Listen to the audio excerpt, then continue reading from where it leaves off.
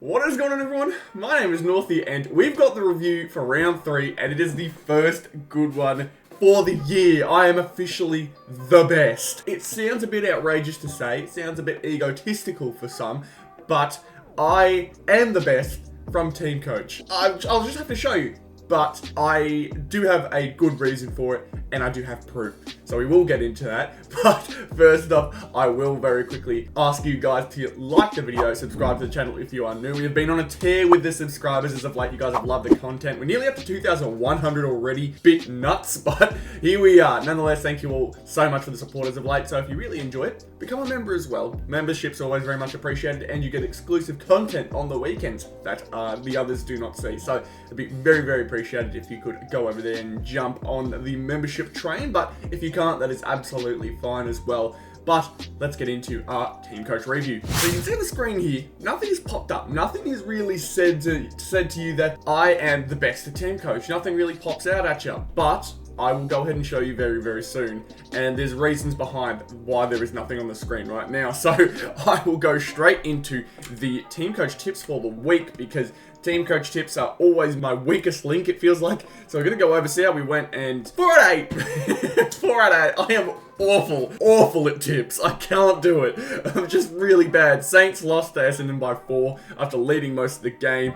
Sydney lost to Richmond in a close one. The Lions struggled against the Pies in a battle of the premiers from last year, this time at the Gabba, and they still lost by 20. And then Port ended up losing at Adelaide by 7 to Melbourne, and Melbourne showing some signs of life. So at the moment, to me, everything is really open because originally I was thinking, all right, Collingwood seemed to be one of the better ones this year. GWS is probably, to a lot of people, the favourite now because I think they're the only ones who, out of, like, I guess the majority, are undefeated and have beaten some tough teams, but they've only beaten Collingwood so far in terms of tough teams. The other two were West Coast and North. They've already got those games out of the way and they've already won them. So I guess they've done what they're supposed to do. But we also want to kind of look at it a bit more, evenly. And I think Sydney beating Collingwood and then Sydney also beating Melbourne to start the year was a really good sign. Even they could be favourites. But then losing to Richmond kind of takes them out. Melbourne as well. They had a rough start against Sydney, losing that one. But then it bounced back with a couple of really strong wins. You could have even thought St Kilda were onto something with them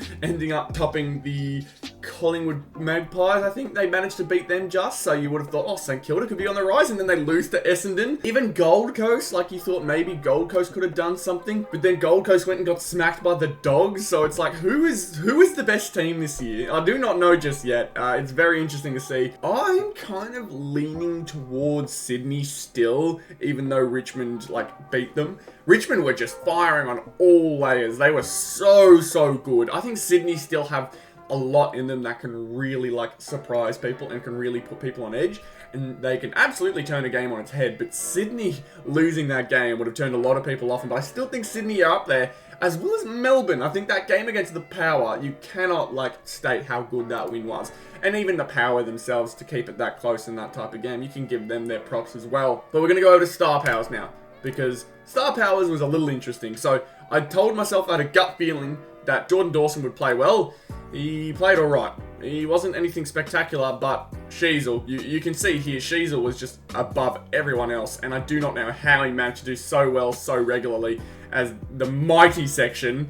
The North player in the mighty section does not make any sense to me as to why he's doing so well, but I mean, he's a second year player and he's already probably the best one we've got right now. So it's a bit scary, though I'm more than happy for it. Then we go over to the midfield bull area and you can see Taranto finally showed off some of that skill that the Tigers kind of wanted him there for, and although he was very good last year, he's had a little bit of a quiet start this year, so seeing that game, seeing them get a win as well, is very good for the Tigers. Outside of that, we ended up with Caleb Sarong, which is absolutely not a bad pick. I'm definitely happy with that. Lockie Neal also did quite well, so two pretty decent picks there that we could have gone with. I'm looking for a Caleb Sarong Star Powers or Team Star Powers card. I think because I wouldn't mind trying to get him out and about. Then we go to defensive dynamo, and Tom Stewart had a pretty good game. Hayden Young, I think, ended up taking it out, and yeah, I'm not too mad at this pick either. 110 is pretty good. Even getting marked in the conditions that it became, like, that was a very, very tough game for him. So yeah, Tom Stewart, that was a really good performance from him.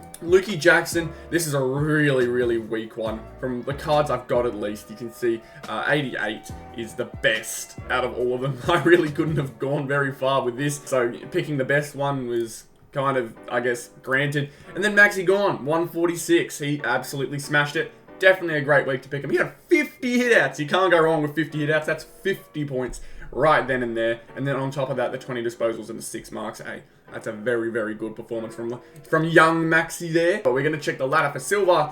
We came 26th. We were pretty close, although it is, for some reason, only the top 5 who are getting cards right now. We did very, very well for silver pickings. Rank 9 for this season is super solid. That's a super solid performance so far this season. It's better than all the people on the season ladder for the moment here. 2,080, that's pretty good. Rank 9 as well, you can't go wrong. We're gonna go over to Ultra though, and this is where things unfortunately get a little worse. You can see some of the double points players didn't do too great. Jai Newcomb ended with 79, which isn't bad, but you see, like, if one person had Sarong, they would definitely be doing much better than me this week. Rosie, although 99 is nothing to scoff at, you can see a lot of others did well from the cards that I do have. So, although it definitely was a good choice putting him in for double points, I wish I had a better double points, that is for sure. I only had the one defensive dynamo card, so I was kind of stuffed. I was kind of stuffed here, but that's alright. Then we go to next gen. Yeah, again, not too many great picks this week, so Lukey Jackson, I'm glad we only went silver here. And then the Trailblazer definitely would have been nice for Maxi Gorn's double points team star power, but unfortunately not the case. So we look at Ultra over here, and we didn't crack top 100 for this one, so definitely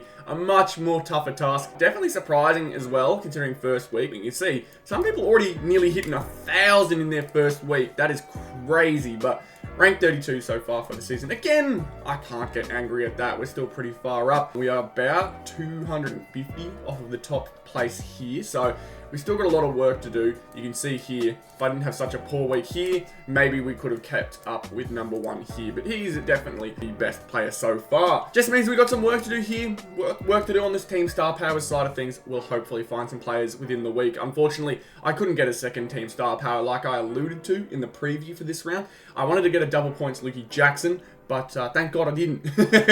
I think I'm going to try and look for, because I've seen a few Maxi Gorn double points players, so I'm going to try and get his. And just also some silver defensive dynamos, because, like, I need some new defensive dynamos, man. We look through here like Tom Stewart or Hayden Young. There's plenty to choose from. Just silvers as well. It doesn't even need to be doubles. Just silvers, please. But here we go. This is where things get exciting. We're going to go over to top team.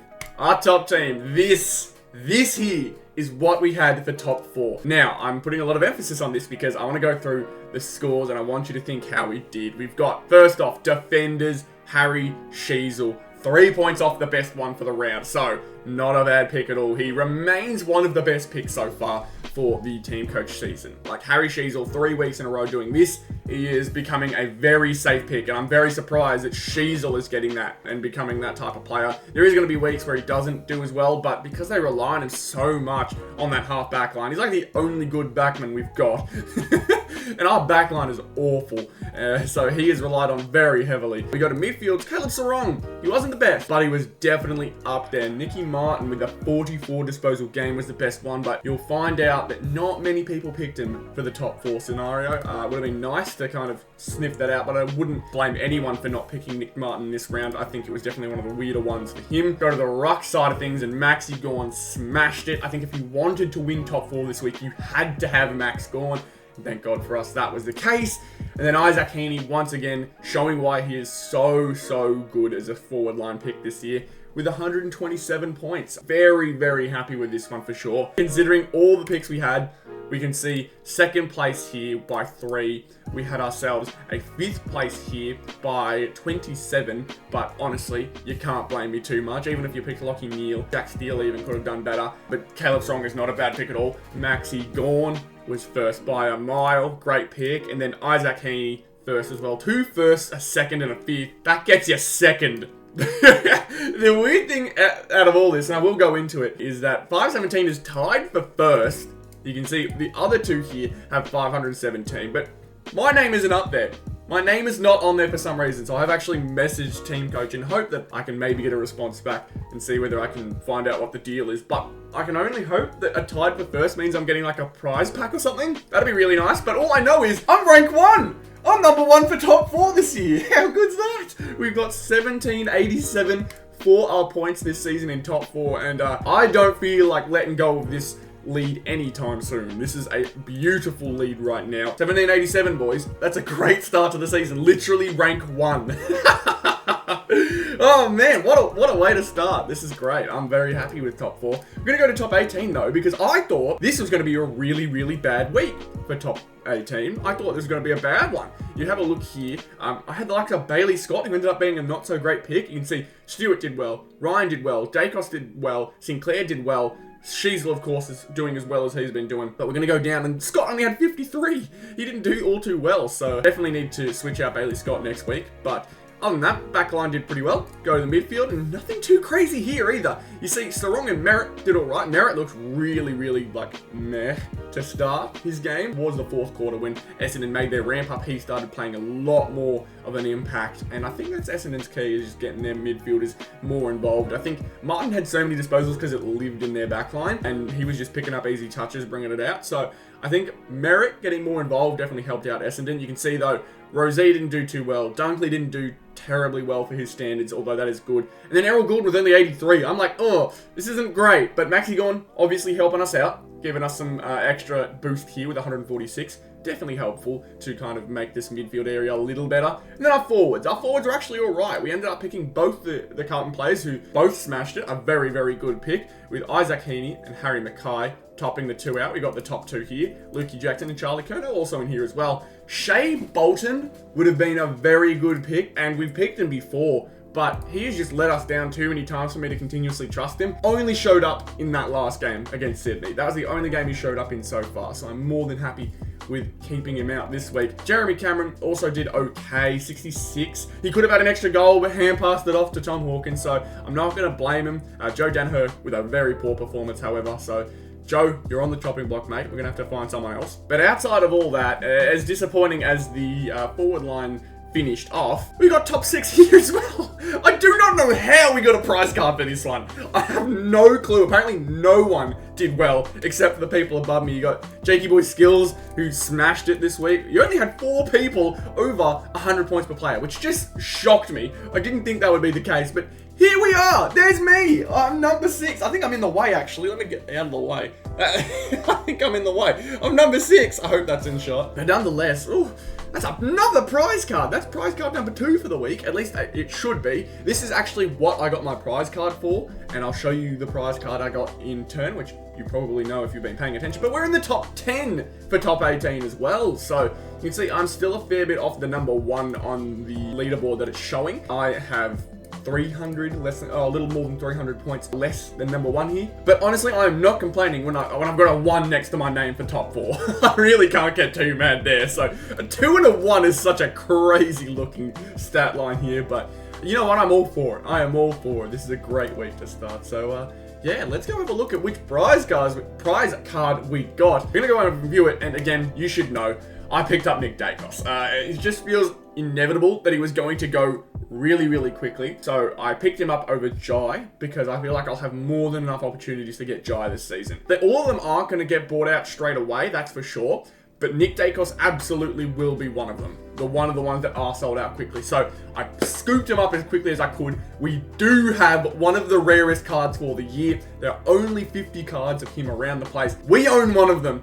We've got one of them. I'm so happy for that. So, let's see what else we can get this year, man. Unfortunately, nothing for the star power side of things, which, funny enough, I'm going to be picking up Sheasel straight away, and I think a lot of people will be picking up Sheasel straight away in the star powers section, which is just unheard of for me. Tom Green may get a bit of love, but GWS unfortunately just don't do so.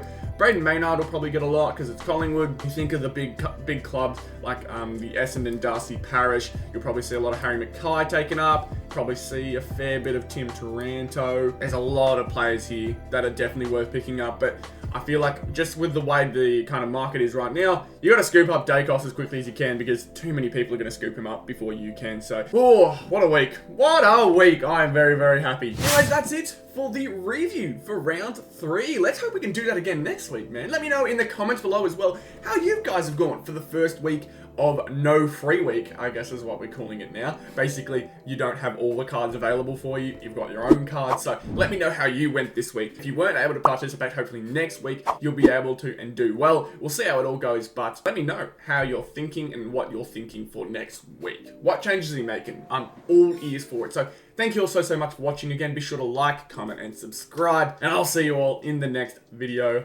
Goodbye.